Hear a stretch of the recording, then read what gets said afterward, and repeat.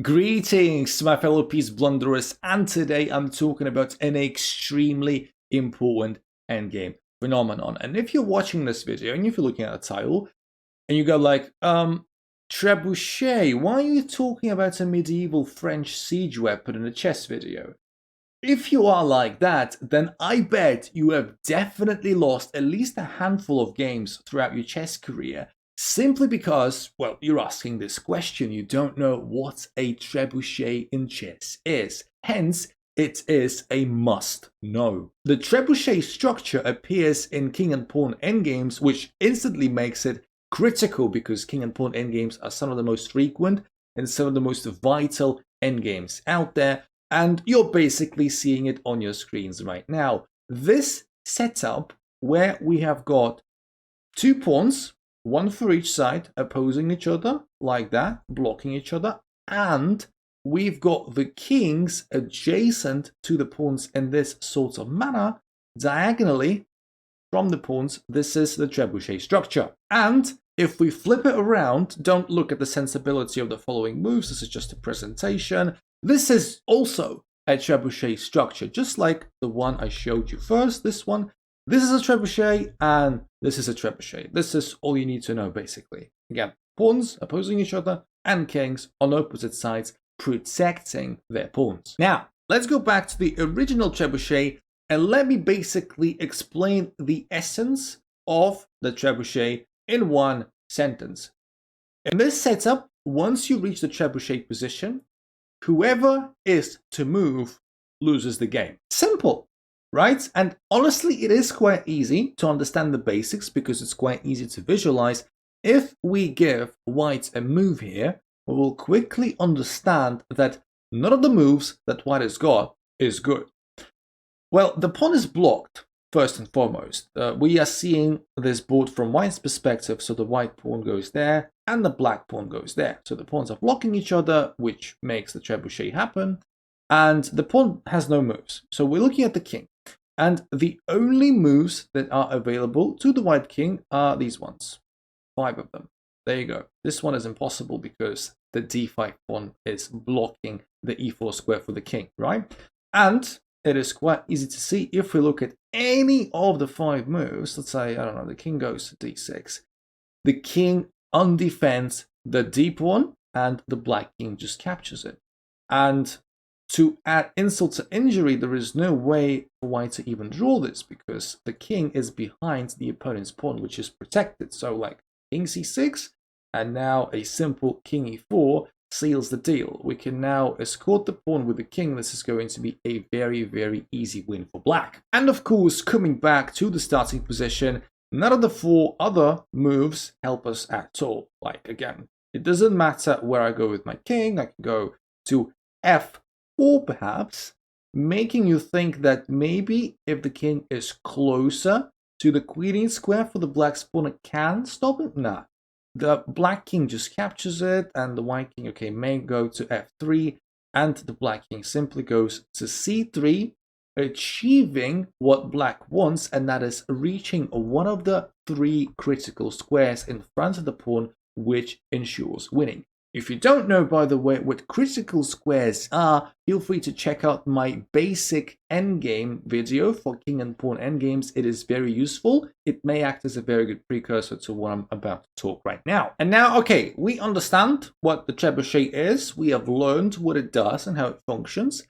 Let's see how having this knowledge can actually help us. Let's look at our position number 2. Which is this one. Looking at this position at first glance, it may seem like white may have a better chance of winning here because the white king is visually, at least, closer to the pawn structure. However, even if I give the white pieces the first move right here, it's still going to be a draw, right? There is nothing either side can do if they both played correctly.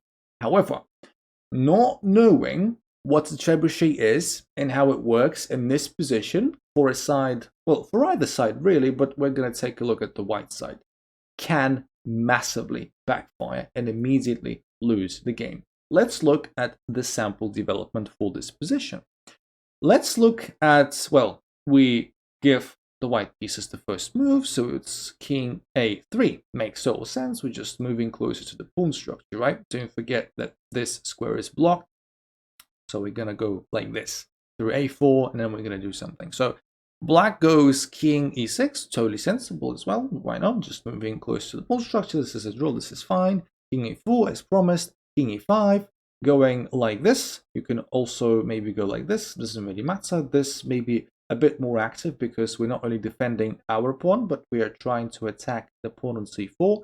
And this is where white needs to be tremendously careful. Because if the white pieces play the natural looking, the instinctive king to b5, right? So we're moving the king forward, we're attacking the pawn, and the king is also defending our pawn. Looks brilliant on the surface. It immediately loses because guess what? King d4 now, completing the trebuchet, and I hope you recognize the trebuchet structure by now. And what do we know about the trebuchet pawn structure?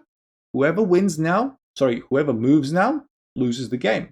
And who's to move now? It is white. The white king has to move, and yes, the moves are not that great. They're not that great. So something like king a4 even, like we saw in the previous position, which was very similar to that one. King just takes, and then king e3, king d3, reaching one of the three critical squares, black just wins. So the question is now, how do we avoid defeat? Well, the basic thing that we need to understand here when king b5 lost the game is that we allowed black to complete the trebuchet with king d4. That's why we lost. Let's not allow that, shall we? Let's not play king b5 and let's play something different. Let's play something like king a5. King a5 getting distant opposition. If you don't know what the opposition is, I also, again, recommend you to go back to my basic king and pawn endgames video. Very informative. But yeah, we're getting distant opposition, and really, black can't do anything aggressive here. Okay, black can go to d4, for example, thinking that, ooh, again, I'm attacking the c4 pawn, I'm defending my pawn. And again, it backfires, but this time for black, because guess what? King b5 completes the trebuchet for white now, and black is lost. Because, well, again, these are the only available moves for our dear black, and wherever the black king goes, just loses the pawn and loses the game. Critical squares again. Fascinating thing now, isn't it? So what black needs to do instead of going to d4 and again allowing the opponents to complete the trebuchet, after king a5, black just needs to chill, really. Instead, black can just go to something like, I don't know, d6. And you may say that after king b6, white gets the opposition yet again. And if we look at black's king moves, they don't look very pretty. Every move that we can make is going to lose our pawn. However, we mustn't worry, because you need to understand, king and pawn endgames are so amazing and are so great because sometimes you can draw a game very easily blindfolded, if you know what you're doing, even a pawn down. So we need to go king d7 and allow white to capture that pawn. All right, fine, you take it. And then we just go king c7 and we get the opposition for ourselves. And for the third time, I'm going to refer you to my king and pawn endgames video, because if you don't know why this is a draw, how to make this a draw, you need to get that knowledge first before proceeding with this video. This is a very easy draw for black if black knows what they're doing, because the white king simply cannot get past the pawn far enough so that it queens. So like king b5, we just follow the king around with the opposition. We can try and push in the pawn. Black just chills.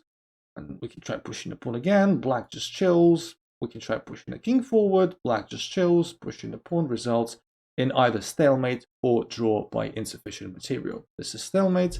Any other white king move loses the pawn. Draw. That said, if we go back a little, after king d6, king b6 that we looked at, king d7 that I played and I showed you as a draw is the only move. These three just intuitively, they don't look very good because they get the king too far away from the pawn. Like, I don't know, let's play king e7 instead. And now after king takes on c5, we cannot get that opposition to draw the game. So like we try king d7, but king b6 now gets in the critical squares and white wins. So you've got to be careful. You've got to know your technique in these sort of endgames, which is not difficult if you have enough practice and hopefully have enough time on the clock. Lastly, I'd like to show you one more very important rule with regards to trebuchets. It's just going to be at full display in this position. So we've got white to move, and first of all, let's just capture these pawns because we need to get rid of those. And now we get a very intuitive looking king g5 from white. Now, black here has one winning move. This is winning for black, by the way. And obviously, black needs to be very careful. Again, if black goes king d4, which seems like the most straightforward option, black loses immediately because we got the trebuchet. And white is winning because it is black who's forced into a trebuchet. Black is to move. It has to go somewhere and is about to lose the pawn and lose the game. So no king d4, no thank you. Instead, what black needs to do is to force white into a position where black completes the trebuchet himself. And the way you usually do that when you've got this little clutch situation going on is that you approach the opponent's pawn from behind, not from the side. This was approaching it from the side, right? We don't want to do that. We're approaching it from behind with king d3. And this is the very important rule.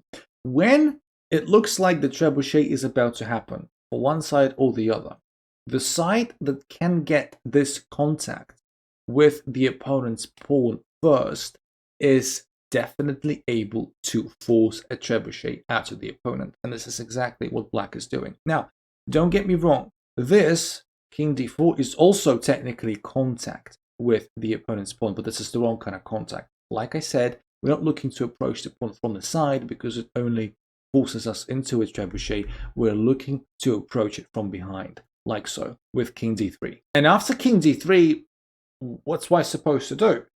The only way for the white king to protect the e4 pawn is through king f5. But as we've already seen many times this video, king d4 now completes the trebuchet and white is lost. White is lost, voila, like so, because the black pawn is obviously going this way and the black king has reached the critical squares. So there you go, very simple. And if you don't defend the pawn with king f5, well, what are you going to do? You can go king g4, I guess. Black still takes the pawn and still gets the critical squares through something like this. So it's going to be the same outcome. And this is a very good illustrative example of how you try and force a trebuchet.